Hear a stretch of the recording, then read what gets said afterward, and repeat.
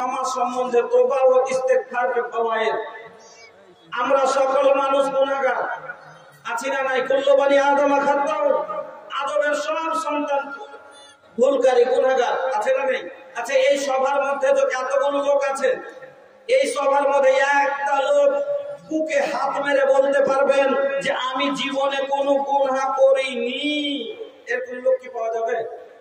পাওয়া যাবে? যাবে না। অবশ্যই কিছু না কিছু গুনাহ আপনার আমার কাছে সবার কাছে হয়েছে। কেউ সাগীরা করেছি, তো কেউ কবিরা করেছি, কেউ প্রকাশ্যে করেছি, তো কেউ গোপনে করেছি, কেউ জেনে করেছি, তো কেউ অজানা করেছি, কিন্তু কিছু না কিছু গুনাহ জীবনে অবশ্যই করেছি। আমার বন্ধুরা, এবার গুনাহ করার পরে কিছু গেলা মানুষ, আমরা গুনাহ করার পরে মানুষের ভয়ে লজ্জিত হবেন, এই জন্য আল্লাহর ভয় অন্তরে নাই, সমাজের ভয়ে, মানুষের ভয়ে গুনাহকে ঢেকে রেখেছে যে আমি তওবা করতে পারিনি। আমার বন্ধুরা, আল্লাহ পাকের নবী বলছেন আদম সন্তান তো ভুল থেকে জড়িত ঠিক, কিন্তু তার মধ্যে উত্তম ব্যক্তিকে ওয়াখায়রুল খাতাইনা তাওয়াবুন, যে তওবা করে নিজেকে পাক করে নিতে পারবে সেই হলো উত্তম ব্যক্তি। আমার বন্ধুরা, তাহলে আপনার আমার তওবা করা কিরকম প্রয়োজন, আপনাকে আমি কয়েকটা কথা বলছি, একটু লক্ষ্য করে শুনবেন। একটা লোক এইরকম একটা ভিড়ের মধ্যে পাখিতে একটা চাকু নিয়ে এসছে, উদাহরণ দিয়ে কথাটা বলছি। এবার এইভাবে চলতে চলতে আরেকটা লোকের পেটের মধ্যে ঢুকিয়ে দিয়ে বেরিয়ে চলে গেল। লোকটা পড়ে মরে গেল, বলতে পারলো না কে মারলো কে মারলো কে মারলো। এবার সব খুঁজতে তথ্য বের করতে পারছে না। রে সিসি ক্যামেরা তো লাগা আছে এখানে, ফুটেজ চেক করলে পেয়ে যাবে। সিসি ক্যামেরা চেক করতে করতে জুম যখন করলো, বেরিয়ে গেল অমুক লোকটা করেছে। এবার লোকটা দেখছি তো আমি মনে ভাবলাম যে জানতে পারিনি, কিন্তু জেনে নিল, এবার তো আমার বাঁচার নাই। এবার লোকটা বাঁচবার জন্য পালিয়ে গেছে। এবার পালিয়ে যে কোথাও লুকিয়ে আছে। এবার সরকারের তরফ থেকে ধরার আদেশ দিয়েছে। একটা দারোগাই হলো না, খুঁজে পেল না। দুটা দারোগাই খুঁজে পেল না। এখান থেকে কলকাতা গেল, 10টা দারোগা লাগতে পারে, 100টাও লাগতে পারে। একটা লোককে ধরার জন্য এতগুলো লোক লাগতে পারে। আচ্ছা বলেন তো, এটা কথা কেন বললাম? যে ফুটেজ, একটা সিসি ক্যামেরার ফুটেজ চেক করলে মানুষ যে আছে ধরা পড়ে যায়। সামান্য আল্লাহর তৈরি করা, মানুষের তৈরি করা এতটুকু মেশিন ও ধরে দিল, তাহলে আমার আল্লাহর নজর কতটা তেজ হতে পারে? আমার আল্লাহ কতটা দেখেন। আপনি আমি যদিও ভুল করছি, সব জিনিসের একটা আইন আছে। যেমন ভারতে বাস করতে গেলে ভারতের কিছু নিয়ম নীতি আছে, আপনাকে ফলো করে চলতে হবে, না হলে সরকারের নজরে আপনি বেআইনি চললে আপনাকে অ্যারেস্ট করবে, আপনাকে সাজা খাটতে হবে। ওই রকমই ইসলামের মধ্যে চলতে গেলে ইসলামের মধ্যে কিছু আইন আছে, ওই আইনের ভিতর দিয়ে আপনাকে চলতে হবে। আইনের বাইরে চললে আপনারও খবর আছে, আল্লাহর কাছে খবর আছে। আল্লাহ রাব্বুল আলামিন আপনার জন্য মওতকে কেন সৃষ্টি করলেন? যদি না করতো, আচ্ছা সবাই জানি আমরা যে মরবো, তারপরও যদি আমরা চুরি করি না করি, আমরা সবাই জানি মরতে হবে, তারপরও আমরা বদমাশি করি, যত গুনাহ আছে করি। যদি মরণই আপনার আমার না থাকতো, তাহলে আমরা কি কতদূর এগিয়ে যেতাম? তাহলে আমাদের কিরকম হালাতটা হতো? এই সমাজে থাকতো না, কারণ মতি নাই, বড় ছোটকে রাখতো না। মানুষ বলে চাইনা মাগুরের বড় মাছ ছোট মাছকে গিলে লাই, ওই রকম করে আমি ধনীকে গিলে নিত, সমাজকে টিকতে দিত না। আমার বন্ধুরা, আমার ভাইরা, আল্লাহ রাব্বুল আলামিন মরণকে সৃষ্টি করলেন আপনাকে ধরার মতো। তবে আল্লাহর একটা দারোগা, বলার যেটা কথা, সারা পৃথিবীর মানুষকে ধরার জন্য আল্লাহর একটা দারোগা যথেষ্ট। দুনিয়ার দারোগা লোভ পেলে হয়তো ছেড়ে দেয়। দুনিয়ার দারোগা উপর থেকে যদি একটু চাপ পড়লে ছেড়ে যায়, ভয় পেয়ে যায়। কিন্তু আল্লাহর একজন নিয়োগ করা দারোগা আছে, যার নাম কি? তার নাম কি? মালাকুল মউত আজরাইল আলাইহিস সালাম। এই দারোগা এমন একজন দারোগা আমার বন্ধুরা, এই দারোগা এমন একজন দারোগা যার ভিতরে ভয় নাই। যদি ভয় থাকতো তাহলে ফেরাউনের মতো আমার রব্বুকুমুল আলা যে বলে তার কাছে ভয়ে যেত না। যেত? ও তো নিজকে আল্লাহ বলছে, দাবি করছে ওর কাছে আমি যাবো, জান কত করতে। যদি ভয় থাকতো মুসা আলাইহিস সালামের থাপ্পড় খাওয়ার পরে আর কাউরের কাছে যেতেন না। আমার বন্ধুরা, এমন একজন দারোগা যার ভিতরে ভয় নাই। দুনিয়ার দারোগার ভিতরে ভয় আছে কেন? যদি এমএলএ সাহেবের ছেলে যদি ভুল করে, বাবার টাকা আছে, টাকার ক্ষমতা দেখিয়ে কাউকে অনেক ইচ্ছাকৃত টাকাকে মারছে, গাল দিচ্ছে, অনেক ভণ্ডামি করছে, মাতলামি করেছে, টাকা আছে বাপের, কি হলো গো? জজ দেখল বাপের টাকা আছে। এবার যদি ধৈরাও নিয়ে যায় দারোগা, উপরে এমএলএ সাহেব এমপি সাহেবকে ফোন দিয়ে দিতে, হ্যালো স্যার জি, এগো বাত পাহে কে বারো বলছে। হ্যাঁ বলি, এটা একটা কথা বলার আছে আপনাকে। আচ্ছা ভোজপুরি কেউ বুঝছেন নাকি? আচ্ছা কথা বলে একটু বলবো, বুঝতে পারবে?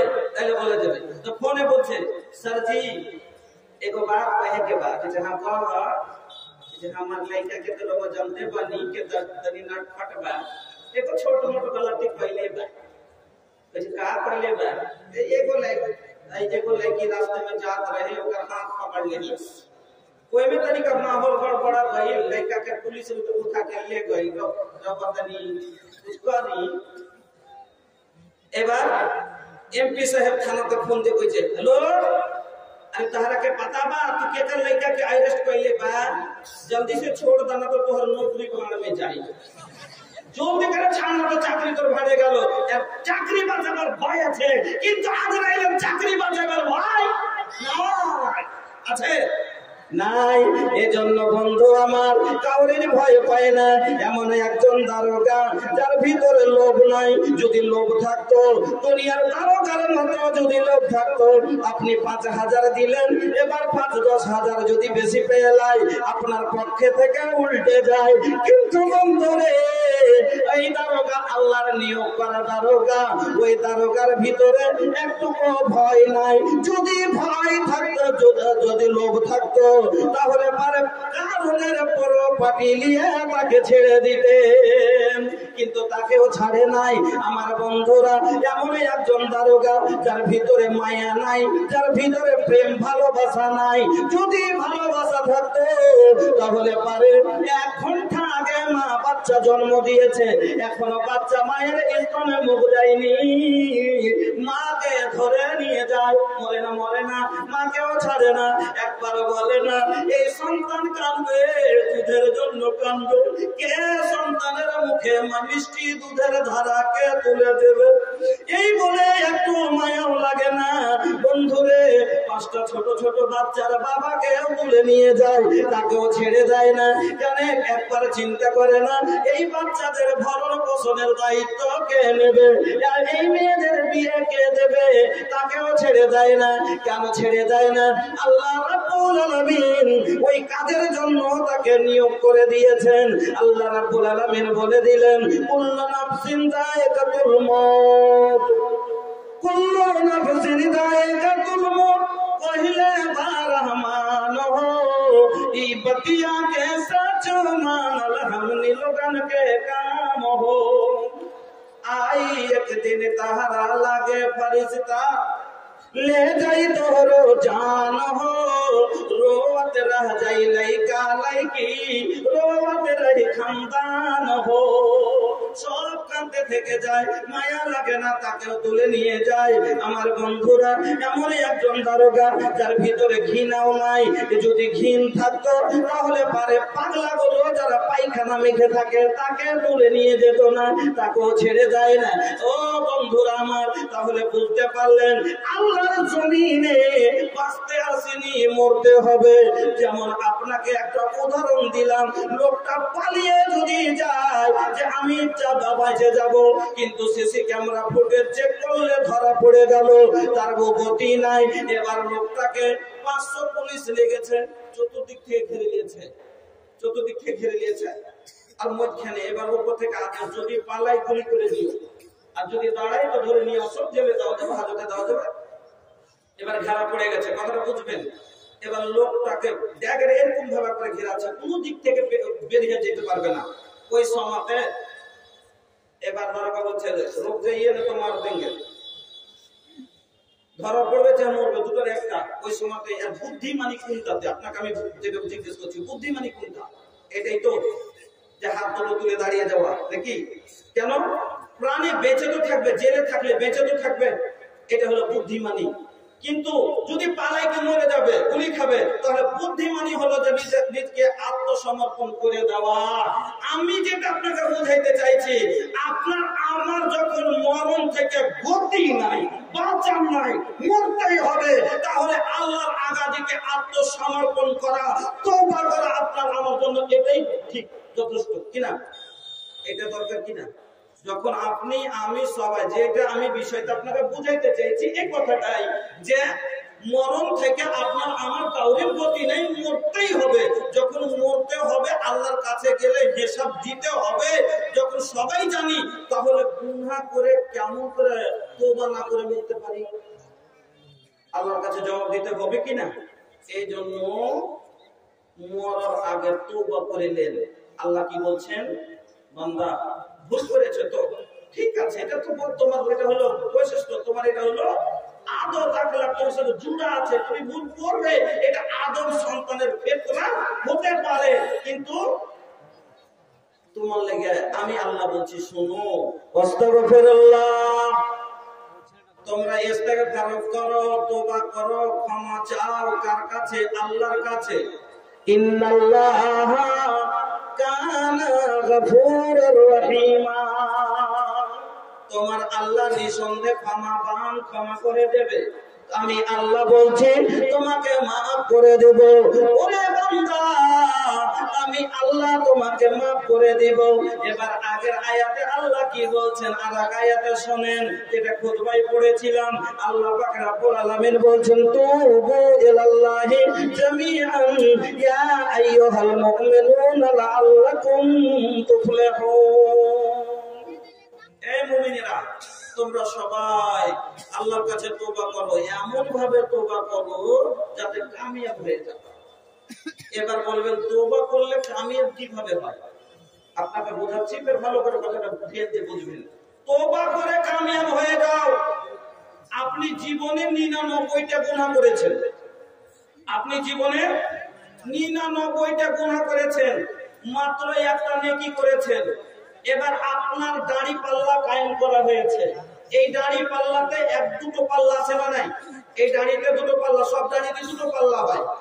একদিকে ওজনের মাপ থাকে, আর একদিকে সামান থাকে। এবার আপনার দুটো পাল্লাতে একদিকে 99টা গুনাহ, একদিকে একটা মাত্র নেকি। বলুন তো কোনটা বেশি হবে? কোনটা? এটা মানালেন দাড়ি, এই দুটো পাল্লা বারবার আছে, এতে দিয়ে দিলাম আমি 99টা গুনাহ, এতে দিয়ে দিলাম একটা নেকি। এই হবে না? হবে না, কারণ একদিকে আছে 900 গ্রাম, একদিকে 100 গ্রাম, বলে বারবার হয়, কোনোদিনই হবে না। এবার এরকম হয়ে আছে। আপনাকে আমি দু চারটা কথা, খুব গুরুত্বপূর্ণ কথা বোঝাচ্ছি, ভালো করে বুঝবেন। দুনিয়াতে আপনারা আমরা দাড়ি পাল্লা ব্যবহার করি না? একটা হয় বড় ধরনের দাড়ি পাল্লা, 3টা খোঁটা লাগিয়ে খাড়ো করা যায়, যাতে 1 কুইন্টাল 50 কেজি এরকম বড় জিনিস মাপা যায়। আচ্ছা, এই দাড়ি পাল্লার ওজন কি ঠিক? আমরা ঠিক মনে করি, সঠিক মনে করি, কিন্তু জীবনও সঠিক না। কেন বললাম কথাটা? আপনি জীবনে দেখেছেন যে 50 কেজি 150 গ্রাম, 150 গ্রাম জীবন পেয়েছেন, 50 কেজি 100 গ্রাম, 52 কেজি 300 গ্রাম, কোনদিন ভাই 51 কেজি 65 কেজি 62 কেজি, কিন্তু এত গ্রামের 100 গ্রাম 200 গ্রাম ধরা পড়ে না, যায় না। তবে এই মাপ সঠিক নয়। কেন? এত একবারে কাটি, তাহলে এত কি মাপ আছে যে একটাও দানা বেশি নেই? অবশ্যই আছে, কিন্তু ধরা যায় না। এর চাইতে আগে চলেন, একটা আপনি আমি 5 কেজি 3 কেজি এরকম যে মাপার একটা তারাজু আছে, এই তারাজুটাতে দাঁড়ি পাল্লাতে যখন আমরা ওজন তুলি, আমি আপনাকে কেন এই কথা বুঝাতে চাইছি, আল্লাহর একটা পাল্লা হবে দাঁড়ি পাল্লা, এই জন্য বুঝাইতে চাইছি যে আল্লাহর দাঁড়ি পাল্লা যার ব্যাপারে আল্লাহ বলছেন ফামাই ইয়ামাল মিসকালা যারাতিন খায়রান ইয়ারা ওয়া মান ইয়ামাল মিসকালা যারাতিন শাররান ইয়ারা। আমি আপনাকে এখানে বুঝাইতে কথাটা বুঝাইতে যাচ্ছি, শুনেন। এবার এই দাঁড়ি পাল্লা যদি 50 গ্রাম বেশি হয়, ছোট যেটা 3 কেজি 4 কেজি বেগুন চাল ডাল মাপি না, এতে যদি 50 গ্রাম 100 গ্রাম বেশি থাকে তো ওজনে আছে কি আছে না? ধরা যায় কি যায় না? যায়। তাহলে বড় থেকে এটা ভালো হলো। এবার এই দাঁড়ি পাল্লাতে যদি ভাই 4টা চালের দানা বেশি থাকে, 5টা গমের দানা বেশি থাকে, ধরা যাবে না? যাবে না। 5টা 10টা ধানের দানা বেশি থাকলে ধরা যায় না। কিন্তু স্বর্ণকারের দোকানে একটা ছোট তারাজু আছে, দাঁড়ি পাল্লা আছে, এই দাঁড়ি পাল্লাটাতে একটা ধানের দানাও যদি পড়ে তো এর ওজন পাওয়া যাবে না? যাবে। তাহলে ওই বড় তারাজু থেকে মাঝারি তারাজু ভালো হলো, দাঁড়ি পাল্লা ভালো হলো, আর মাঝারি দাঁড়ি পাল্লা থেকে ছোট দাঁড়ি পাল্লা স্বর্ণকারের এই দাঁড়ি পাল্লা ভালো হলো, বেশি উন্নত মানের হলো। কিন্তু এই স্বর্ণকারের দাঁড়ি পাল্লাতে যদি 1 কোটিতে জাররা তুলে দেন, ওজন দিবে পাওয়া যাবে? জীবন বলবেন জাররাই বুঝিনি, যারা বুঝেন তো জাররা কাকে বলে?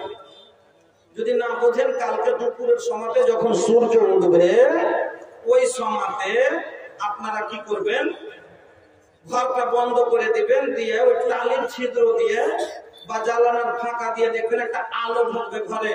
ওই আলোর ভিতরে দেখিয়ে, ए भैया निकले जाए, काहे के हमारा गाड़ी जब स्टेशन से खुल जाला तो बीच में कभी डीजल को भी डालने की जरूरत ना पड़ेगा। काहे के हम डीजल डाला बाबा हमारे पैसेंजर के तकलीफ होई, हमके मंजूर नहीं। अच्छा আপনারাই বলেন তো, গাড়ি চালাতে আচমকা পেট্রোল পাম্পে ভরে দিতেন, তেল ভরছে তো মনটা লাগে কি লাগে না? এবার আমি তেল ভরবো, আপনারা রাখবেন তো মনে ভালো লাগবে কি? এই জন্য আমি স্টেজে বসে চাই কোনোদিন খাই। হ্যাঁ, তো ভাইজান আমার, আপনাকে বলছি, ওই জানালার ছিদ্র দিয়ে আলোটা যে আসবে, ওই আলোটার ভিতরে দেখিয়ে একবারে খুদি ছোট জিনিস কি যেন কুটকুট করে হিরছে লড়ছে, ওকে বলা হয় জাররা। যাকে আপনি কাপড় দিয়েও ধরতে পারবেন না, জাল দিয়েও ধরতে পারবেন না, একে ধরা যাবে না। আচ্ছা, অদৃশ্য জিনিস ধরা যায় কি যায় না? ভাই অদৃশ্য যে জিনিসটা দেখা যায় না সেটা ধরা যায়? আমি বলছি যায়। আপনারা সবাই বলছেন যাই না, আমি বলছি যাই না? মানুষকে আল্লাহ এত অভিজ্ঞতা দিয়েছে, মানুষকে আল্লাহ এত বড় ক্ষমতা দিয়েছে, অদৃশ্য জিনিস কেউ ধরে না? বলবে কেমন করে? আচ্ছা, জ্বরকে জীবনে গায়ে যে জ্বর হয়, জ্বর জীবনে দেখেছেন? এত বড় একটা এখানে বগলে মোটা লাঠি দিয়ে 3 মিনিট পরে 102 ডিগ্রি, বলে না? তাহলে অদৃশ্য জ্বর ধরা গেল না? আপনাকে বলি, হাওয়া চলে, হাওয়া দেখা যায় না, কিন্তু আল্লাহ মানুষকে এত বড় হিকমত দিয়েছে, মেশিনের দ্বারা মাইপে বলে দেয় 103 দিকে 175 স্পিডে হাওয়া চলবে, বলে না? তাহলে আমার বন্ধুরা, অদৃশ্য জিনিস, ওই যে জিনিসটা ধরে, তাকে যদি বলেন যে আপনি জাররা ধরে দে, তারও ক্ষমতা নাই। জাররা ধরার ক্ষমতা তারও নাই। এই দাড়ি পাল্লাতে 1 কোটিটা যদি দাড়ি আপনি দিয়ে দেন, ওজনে আসবে না। আল্লাহ কি বলছেন, বান্দা আমার দাড়ি পাল্লা কত উন্নত মানের, শুন। আল্লাহ বলেন ফামাইয়ামাল মিসকালা যাররাতিন খায়রান ইয়ারা ওয়া মাইয়ামাল মিসকালা যাররাতিন শাররান ইয়ারা। ওরে বান্দা আমার, আমি আল্লাহ তোমার জীবনে তুমি একটা যাররা পরিমাণ যেটা তুমি গুনাহ করেছো সেটাও সেদিন তুমি দেখবে আমি আল্লাহ তাকে তোমার সামনে নিয়ে আসবো, তোমার প্রিয়তার দাড়ি পাল্লাই তুলে দিব। আর যাররা পরিমাণে একটা নেকি করেছো সেটাও আল্লাহ আমি ছুপাবো না, সেটাও তোমার চোখের সামনে হবে, তুমি সচক্ষে দেখবা, তোমার দাড়ি পাল্লাতে ওজন দেবে।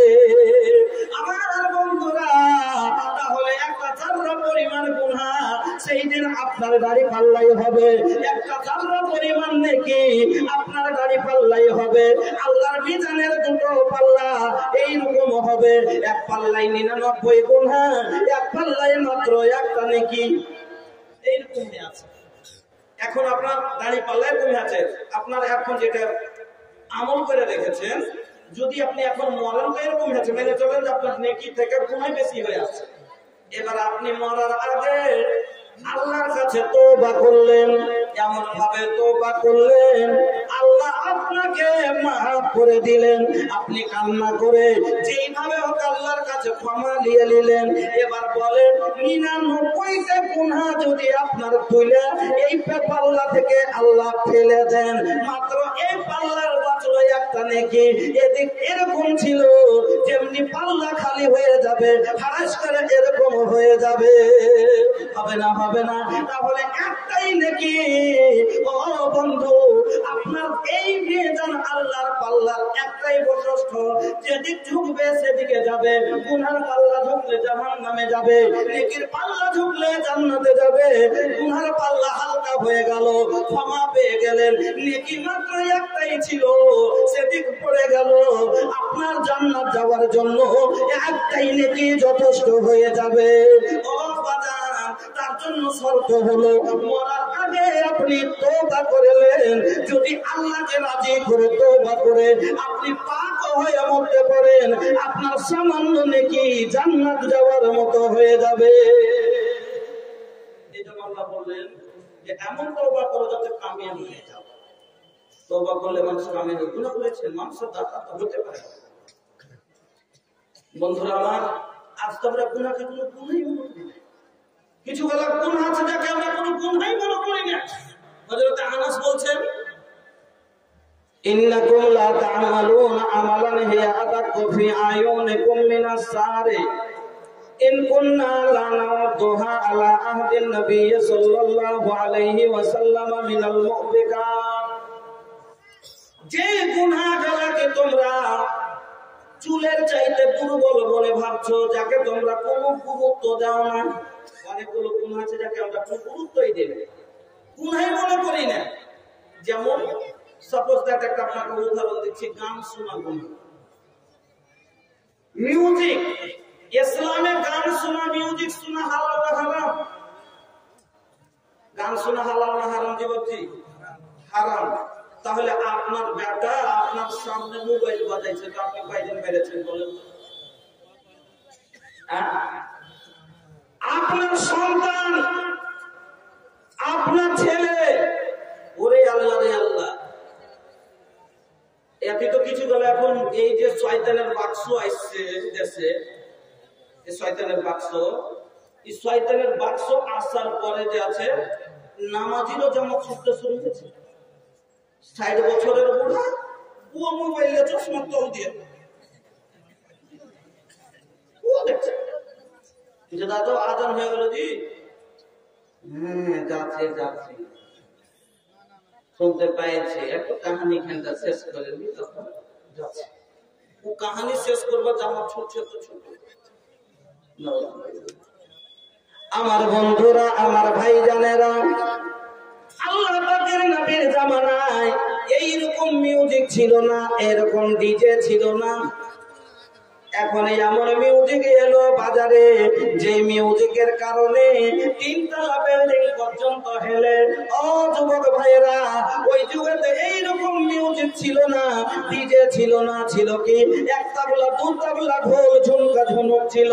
তারপর নবী আমার সাহাবায়ে কেরাম নবীর বন্ধুরা যদি কোথাও গানের শব্দ পড়েছে, মিউজিক কানে এসেছে, গানকে বন্ধ করে রাস্তা অতিক্রম করেছেন আর বলেছেন তাড়াতাড়ি সরো, এখানে শয়তানি আমল হচ্ছে।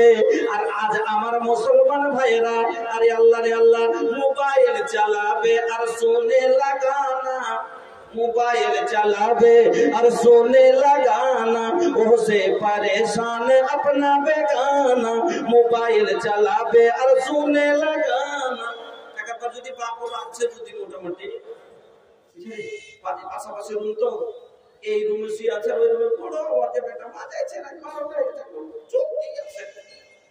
তোমার মা আর স্ত্রীকে বলছে, আচ্ছা রোজ রোজ এতক্ষণ কিছু করতে পারিস না। আচ্ছা তোমার চোখে কি নিন নাই? নিন আসলে ও যেমন তা করবো তোমার কি না ওকে আর সাপোর্ট দাও, তুমি ব্যবহার করতে বলবে জ্যাংটা পিলে ওই যেটা কোনটা করবো না। নিন না মানে ছিঁড়া কাট, পিয়াস না মানে ধপ কাট, পিপাসা লাগলে ধুবির ঘাটরে পানি ঢুকবে। হ্যাঁ, আর যদি নিন আসে তো ছিঁড়া খাটো নিন চলে আসবে। নিন কেন আসবে না? তুমি এত কান কুটেলের মতন জায়গা দিচ্ছ। मोबाइल चलावे और गावे लगाना, मोबाइल चलावे और बजावे लगाना, उससे परेशान अपना बेगाना, उससे परेशान अपना बेगाना। एक जिंदगी में कहियो नमाज नहीं खे, एक जिंदगी में भैया जिक्र नहीं खे, हम कैसन मुसलमान बनी लाज नहीं खे। আমার বন্ধুরা, আমার ভাইজানেরা, ও যুবকেরা যারা বলছো মোবাইল না হলে ঘুম আসে না, গান না শুনলে ঘুম আসে না, ও বন্ধু, আল্লাহ রাব্বুল আলামিনের কোরআন তুলেন। এই কোরআনের মধ্যে আমার আল্লাহ বলছেন, শুনবে এতে তোমার জিকির, তোমার অন্তরের শান্তি, আলা বিযিকরিল্লাহি তাতমাইন্নুল কুলুব। তোমার জি ধড়ফড় করছে, নীল আসে না, কি যেন টিক টিক টিক টিক করছে, চালের উপরে কি যেন ধম ধম ধম ধম করছে, তোর ঘুম আসে না রে, ভয় ভয় লাগছে, জিকির করতে লাগ, শয়তান তোর চোখের উপরে ঘুম চাপিয়ে দিবে। কেন? শয়তান এতক্ষণ তোকে দিনটা ছিল, এতক্ষণ তোর পিছে লেগেছিল, এবার দেখছে একে জায়গাটা ভুল হয়ে গেল, এর ভিতরটাকে ধকধকি দেওয়াটা ভুল হয়ে গেল। কেন? আরো জিকির করতে শুরু করে দিলে, একে জিকির করতে গেলে তুই আল্লাহ অনেক নেকি করে নিবে। এবার আপনাকে থাপিয়ে দিয়ে, আপনার মাথা বুলিয়ে, আপনার পিঠ বুলিয়ে আপনাকে ঘুম দিয়ে দিবে। অন্তরের শান্তি যুবক মোবাইলের গানে নাই, অন্তরের শান্তি আমার আল্লাহ বলছেন, আলা বিযিকরিল্লাহি তাতমাইন্নুল কুলুব। আল্লাহর জিকিরে তোমার অন্তরের শান্তি রয়েছে।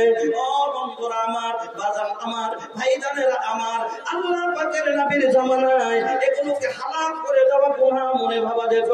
এই গুনাহকে হালাল করে দেওয়া গুনাহ সুমার করতো, যে গুনাহগুলোকে আজ আপনি আমি চুলের চাইতে দুর্বল ভাবছি, যাকে আমরা কোনো গুনাহই মনে করি না। না হলে যদি গুনাহ মনে করতাম, তাহলে আজ আপনার আমার সমাজে আমভাবে এইরকম মিউজিক হতো না, বিয়ের বাড়িতে আজ মিউজিক হতো না, ডিজে বাজার সাথে বিয়ে আসতো না, পাটাকার সাথে বিয়ে হতো না। কেন? এই মুসলমানের এগুলো কোনো গুনাহই মনে ভাবা যায় না। ও বন্ধু আমার, মুমিন তো ওরাই, নবী বলছেন মুমিন কারা, ইন্নাল মুমিনা ইয়ারা যুনুবাহু কান্নাহু কায়দুন তাহতা জাবালিন ইয়াখাফু ইয়াকালাইহি ওয়া ইন্নাল ফাজিরা ইয়ারা যুনুবাহু কাদবাবিন মাররা আলা আনফিহি। মুমিন যখন গুনাহ করে নেয়, भोजपुरी में बोले कहे भैया, अरे भैया के कुछ आदमी ऐसा बना जेकर भोजपुरी समझ में ना आवेला। ये भोजपुरी जवान जवानन के जवान बाबुड़वन के ना, पूरा तुम लोग के जुबान लइटे भोजपुरी जवान का जवान लगे एकदम ये लगे कि जो बस कर कुछ की कोई चीज लेके बुद्धि बजी ना। तो भाई सब के लेके चलते होइছে। नहीं बीच बीच में बोले, अच्छा साइकिल फरमाइश बाके रवा बीच बीच में भोजपुरी बोली तो ठीक है। ये भैया हमके भी तरी सब, अरे सुतल बड़ा की जागल बड़ा, सुत गए लगा लो, सुतल नहीं की ना, अरे सुतल बड़ा की जागल बड़ा, सुनबा की ना हो, सुने के मूड में वालो अरे दादा तनी हमके भी पता चले के चाहिए कि सब के उजागल बा ना रे दादा बुझाता के सब जबते बड़ा। अच्छा तो ले सुनी भूली है न हमारी बतिया के भूली है न हमारी बतिया के भूली है न भूली है न भूली है न हमारी बतिया के रखी है ख्याल जी हर गिज ना छोड़ी हाँ तो पंजगाना नमाज जी हर गिज ना छोड़ी हाँ तो पंजगाना नमाज जी। अरे नबी जी की बतिया हर दम याद रखी हाँ तो नबी जी की बतिया हर दम याद रखी हाँ तो उसवातुल हसना का दिल में रखी हाँ जूते जू नबी जी की बतिया हर दम याद रखी हाँ तो उसवातुल हसना का दिल में रखी हाँ जूते जू। ऐसन आइडियल देहलस हमके ऐसन आइडियल देहलस हमके रखी हाँ ख्याल जी हर गिज ना छोड़ी हाँ तो पंजगाना नमाज जी भूली है न हमारी बतिया के भूली है न हमारी बतिया के।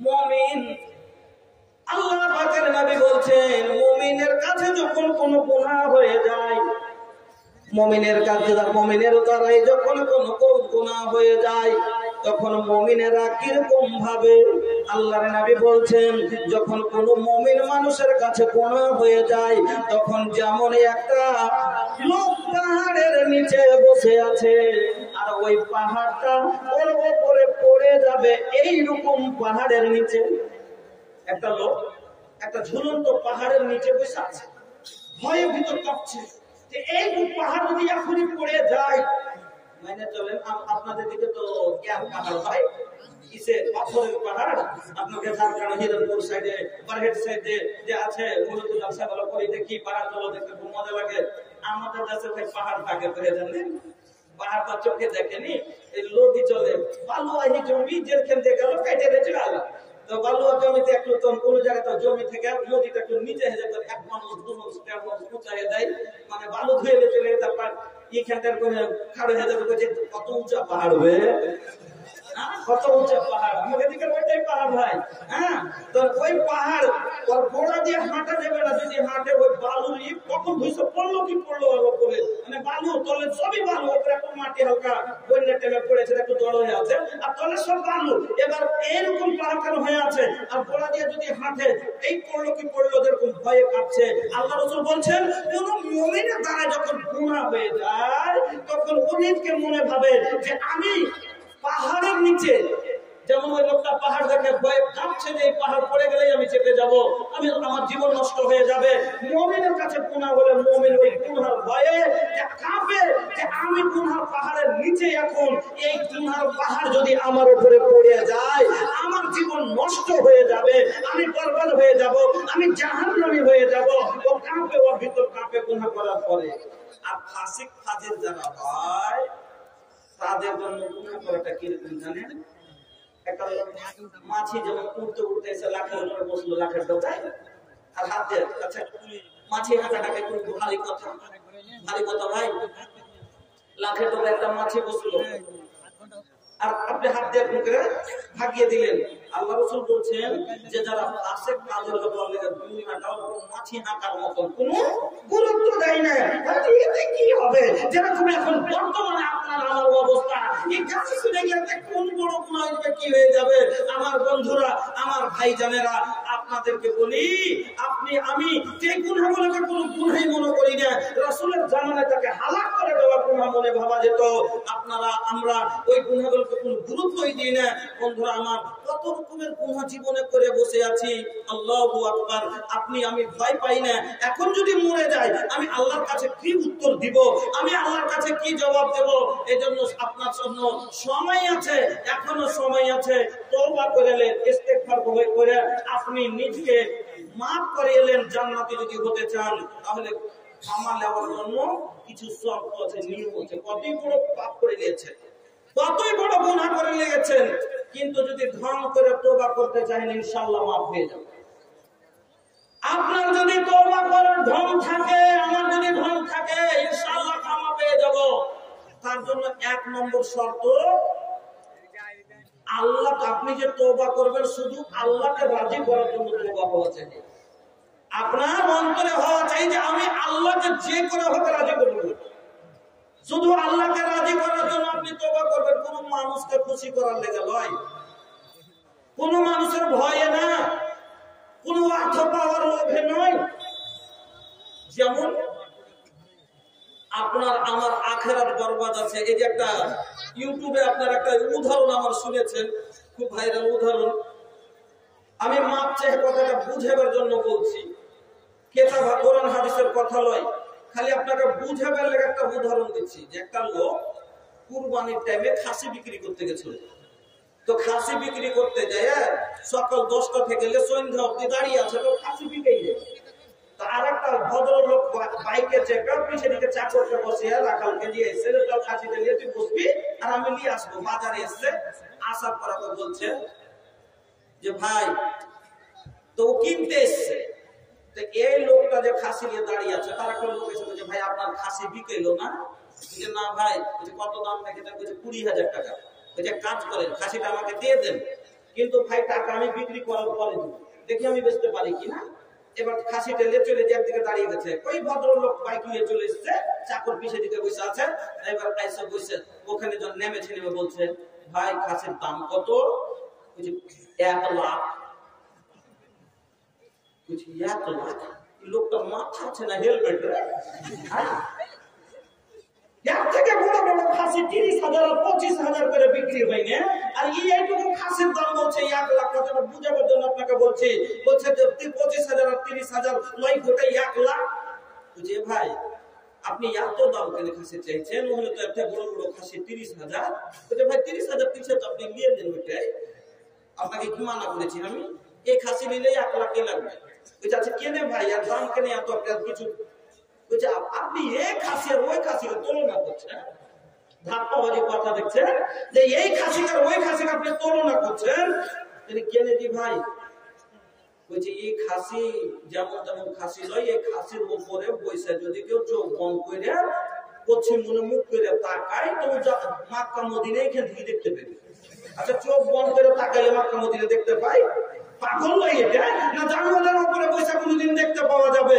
এই পাগলা যেমনই কইছে তাই নাকি? বলছে হ্যাঁ তো চড়ে দেখেন, যেমনি চড়তে গেছে থামেন ভাই থামেন। শর্ত আছে একটা, কি বলছে যে জীবনে একটা গুনাহ করে নিশ্চয়ই পাবে। বুঝাবার কথা লেগে যে জীবনে একটা গুনাহ করেনি সে দেখতে পাবে। এবার পড়ে গেছে ফেরে যে কত সুদের টাকা খেয়ে আছে, কত সুদের টাকা গুনাহ তো গুনাহ ভরা আছে, আমি তো তাইলে পাবো না। এবার না আচ্ছা আপনি তো বলবে যে কত গুনাহ করেছে নি চলবে না। বেয়াদব ফেরার কথাটা আপনাকে বুঝাইতে চাইছি। এবার ও বলছে যে রে চাকর নিজকে বাঁচাইতে চাইছি, আমরা মুসলমান এরকমই মানুষের নজর থেকে নিজকে বাঁচাইতে চাইছি, কিন্তু আল্লাহ ভয় অন্তরে নেই। কথাটা বুঝবেন ভালো করে, হাসার কথাটা আপনারা বুঝাবার জন্য কথাটা বলছি আমার বন্ধুরা। এবার ও নিজকে যে প্রকাশ করবে না তার জন্য চাকরকে বলছে আমার কাছে তো টাকা আছে রে ভাই, কবে হজ করতে চলে যাবো, দেখেছিল তুই তো পারবি না, তো তুই আগে দেখে নে। এবার চাকর বলছে আমি কি ভালো, আমিও তো কত তোর ধান মারতে কত সরষে মারতে মারতে কত কিলো পাক করেছি। কি বলছে যে আমি যদি দেখি না পাই তাহলে তো ব্যাপার খারাপ।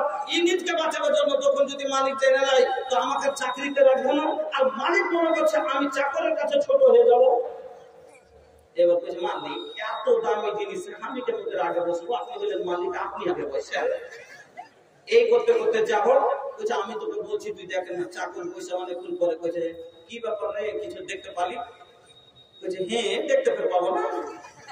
এবার মালিক বসেছে, বলছে তাইলে আমি কোন রকম ভুয়া দেবো যে পাই নিয়েছি। এবার মালিক চোখ বন্ধ করে বসে আছে। এবার রাখালের মতো মনে করছে যে ছপাচ করছে, আমি তো পাইনি। বলছে মালিক দেখতে পেলেন? মালিক কি ব্যাপার এখন চোখ খুলেন না? বলছে দেখে জিভ ভরে না, তার লেগে আসলে কি পেয়েছিল? এবার হাসিওয়ালা ধরনের পেয়ে বলছে আপনি পেয়েছেন? বলছে হ্যাঁ পেয়েছি। তুমি পেয়েছো না? তো হ্যাঁ পেয়েছি। আনেন তাহলে 1 লাখ টাকা। এবার 1 লাখ টাকা লজ্জায় পড়ে দিল 20,000 টাকার জায়গাতে। আচ্ছা 20,000 বেশি না 80,000 বেশি? সবারই বিবেক বলবে 80,000 টাকা বেশি, কিন্তু 20 জায়গাতে 80 কেন দিল? এই কারণে বারবার হলো তার যে নিজকে ছোট করবে না। এই মুসলমান, আখিরাতকে পেতে চাইলে নিজকে দুনিয়াকে ছোট করতে হবে। ছোট করে আল্লাহর কাছে নেতা মন্দির সাথে তওবা করতে হবে। আপনি আবার মানুষের কাছে ছোট হয়ে যাব, লোকে বলবে যে এই ছোড়া এরকম এই পাপ করেছে, এই ভয়ে আমরা নিজের গুনাহকে দাবিয়ে নিয়ে বসে আছি। মাইজ বিন মালিকের মতো সাচ্চা তওবা করতে পারিনি। যদি করতাম, আখিরাতের বন্ধু আমার, এটা হলো সামান্য দুদিনের দুনিয়া। আখিরাত আপনার আমার কোনদিন শেষ হবে না। আখিরাত বড় না দুনিয়া বড়? সবাই বলবেন আখিরাত বড়। তাহলে আখিরাতের জীবনের সুখের লেগে চিন্তা করতে হবে। দুনিয়ার সুখের লেগে সামান্য মানুষ আপনাকে টানা দিবে বা এরকম হবে, এই ভয় আপনি বলেন না। আপনি জ্ঞানী হতে পারেননি, আপনার মতো আমার মতো বিবেকহীন তাহলে কেউ নাই আমার বন্ধুরা। তাহলে 1 নম্বর শর্ত হলো লিস্ট বেড়ে গেছে। এজন্য প্রথম শর্ত আপনাকে 2-3টে কথা বলে দিচ্ছি। 1 নম্বরে যখনই তওবা করবেন আল্লাহকে রাজি করার জন্য তওবা করবেন। 2 নম্বরে লজ্জিত হয়ে তওবা করবেন। লজ্জিত হয়ে কেন? চোরের কোনদিন মাথা উঁচু থাকে না। একটা লোক চোখ করে চুরি করেছে, সবাই জেনে গেছে, বিচার বসেছে। এবার যদি বিচারে বসে ওই খালি এরকম করে থাকেছে, লোকে কি বলবে? কত বেলজ্জা, চুরি করেছে ভাই, একটা নিয়ে হয়েছে। কিন্তু একটা লোক চুরি করেছে, জানে গেছে, কোনোদিন জীবনে করেনি, শরমে মাথা তুলতে পারে না, নিচে বড় বলছে ওই যে আঞ্জারুল, আঞ্জারুল, আঞ্জারুল নাই নাকি? আচ্ছা কি কথা, মাথা তুলো। কি তুমি চুরি করছো? কি করবো? কি করতে হবে? আমি তো চোর, কি করবো? আপনার কাজ করবো। এবার লোকে কি বলবে? এবার লোকে বলবে, লোকে কি বলবে? যে কত দেখেন চুরি তো করেছে ঠিক, কিন্তু লজ্জায় পড়ে গেছে, দেখেন কত একবারে শরমিন দেখে গেছে, কিছু একটা নাটক করতে ছেড়ে দেন। আমার বন্ধুরা, আল্লাহর আগাদিকে ওই রকম ভাবে নিজকে নিচু করতে হবে। আল্লাহ আমার মতো পাপী, আমার মতো জঘন্য লোক নাই। কেন? আল্লাহ আমার মতো খারাপ কেউ নেই। তোমার দেওয়া চোখে দেখি, তোমার দেওয়া পায়ে হাঁটি, তোমার দেওয়া হাতে কর্ম করি, তোমার দেওয়া জমিনে বসি, তোমার দেওয়া রেজেক খাই, আর সব কিছু তোমার, আমার কিছু নাই। আর আমি তোমারই মনের উল্টো করেছি। আমার মতো জঘন্য কেউ আছে? আমার মতো পাপী বেলজ্জার কেউ আছে? আল্লাহ তুমি আমাকে মাফ করো, আল্লাহ তুমি আমাকে মাফ করে দাও, আর এই কাজ করবো না। আল্লাহ বলেন তুবু ইলাল্লাহি তাওবাতান নাসুহা আসা রাব্বুকুম আন ইউকাফিরা আনকুম সাইয়্যাতিকুম ওয়া ইউদখিলকুম জান্নাতিন তাজরি মিন তাহতিহাল আনহার। আল্লাহ বলেন যদি আর কোনদিন এই গুনাহটা ঘুরে না যায়, আর সত্য দিল থেকে যদি অন্তরের চোখকে বাইরে টানতে পারিস, আমি আল্লাহ তোকে ক্ষমা তো দিব, সাথে ওয়াকারে তোমাকে জান্নাতে দিয়ে দিব, এমন জান্নাত যার নিচে দিয়ে নহর প্রবাহিত থাকবে। আমার বন্ধুরা, আপনাকে যেটা বলছি, আল্লাহ মাফ করবে না। খালি এই হাদিসটা শুনেলেন, আল্লাহ আল্লাহর রহমত তো অগণ্য, যার গুণটি নেই। কিন্তু হাদিসে এমন আছে আল্লাহর 100 রহমত, আল্লাহ এরকম হাদিসে এসেছে 100 রহমতের মধ্যে 99 রহমত আল্লাহর কাছে আছে, আর একটা রহমত সারা পৃথিবীর মাখলুকের মধ্যে আল্লাহ বেঁধেছে। তারপরে যদি আপনাকে একটু ধৈর্য রাখেন, হ্যাঁ, খালি কিভাবে মাপ পাইবে কি পাইবে না, আপনাকে বুঝিয়ে দিচ্ছি কথাটা। একটা রহমত একটা মা পেয়েছে, ওর মধ্যে একটি ভাগ। তাহলে একটা ছেলে মার সাথে ঝগড়া করেছে, মাকে নাম কথা বলে দিয়েছে, মার সাথে চালাবলি করে না 6 মাস থেকে, কথাটা বুঝে যাবে। এবার একটা জালসাই গেছে, যেরকম বসে বসে কান দিয়ে বক্তব্য শুনছে মৌলানা সাহেব, হুকুকুল যাচ্ছে ওয়ালিদাইনের উপরে বক্তব্য রেখেছেন। আর যেমনই এই আয়াতটা পড়েছেন ওয়াকাযা রাব্বুকা আল্লা তা'বুদু ইল্লা ইয়্যাহু ওয়া বিল ওয়ালিদাইনি ইহসানা ইম্মা ইয়াবলুগান্না ইনদাকাল কিবার আহাদুহুমা আও কিলাহুমা ফালা তাকুল লাহুমা উফফিন ওয়া লা তানহারহুমা ওয়া কুল লাহুমা কাওলান কারীমা ওয়াখফিদ লাহুমা জানাহা যুল্লি মিনার রাহমা। এই আয়াতটা যখন তাফসীর শুনেছে আর ওই হাদিসটা যে আল্লাহ রাজি হলেই মা রাজি হবে, তখন ওর ভিতরটা কেঁপে গেছে। আল্লাহ মা রাজি না থাকলে কোনো ইবাদত কবুল হবে না। তখন ওর ভিতরটা কাঁপতে লেগেছে, না এই ভুল আর করবো না, কালকে যে হালাতে হয় মার কাছে যা মাফ লিব তো লিব। সকালে চলে গেছে মার কাছে, বুঝবেন ক্ষমার খালি দৃষ্টিটা আপনাকে দেখাচ্ছে।